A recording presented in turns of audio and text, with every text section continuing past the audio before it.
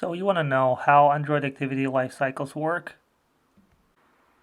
Let us create a sample Android app and implement all methods related to activity lifecycles to log some output with those particular methods, so that we can see which methods are called and in which order they are called.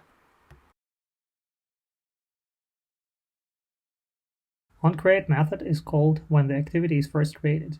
Here we can initialize our UI and other components. OnStart method is called when the activity is visible to the user. And next, OnResume method is called when the activity is in the foreground and has focus. This is a common sequence that these methods run on app initialization.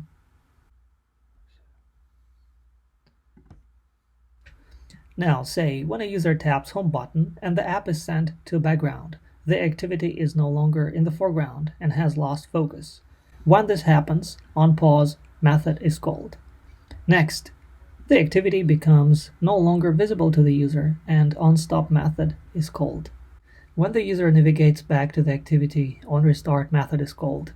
And since the app has already been created, it again calls OnStart and OnResume methods sequentially. Now, when we completely close the app, it goes through the same cycles, including onPause and onStop methods. And on top of that, because the activity is being destroyed by the system, it also runs onDestroy method additionally. Let's run the demo app again. We see a series of states that the activity goes through again. One interesting thing to note is Android screen rotation. The reason why OnCreate method is called on every reorientation in Android is that when the device is rotated, the current activity is destroyed and recreated to redraw the UI based on the new orientation.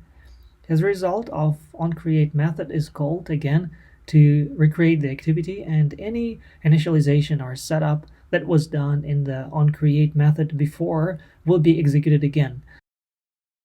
Let us check the illustration found on Android developers' website. Essentially, these are the very same activity methods shown in the demo app. OnCreate method performs basic application startup logic that happens only once for the entire life of the activity. OnStart method prepares the activity for the user interaction, including initializing the UI code and etc. OnResume method is called when the activity is in the foreground and has focus. Then another activity comes into the foreground and OnPause method is run. It is called when the user starts leaving your activity, but it doesn't always mean that the activity is being destroyed. It signifies that the activity is no longer in the foreground and may still be visible in multi-window mode.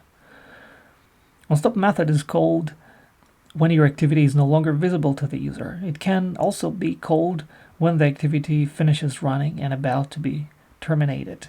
Then OnRestart method is invoked after the activity has been stopped and prior to its starting stage, and thus is always followed by OnStart.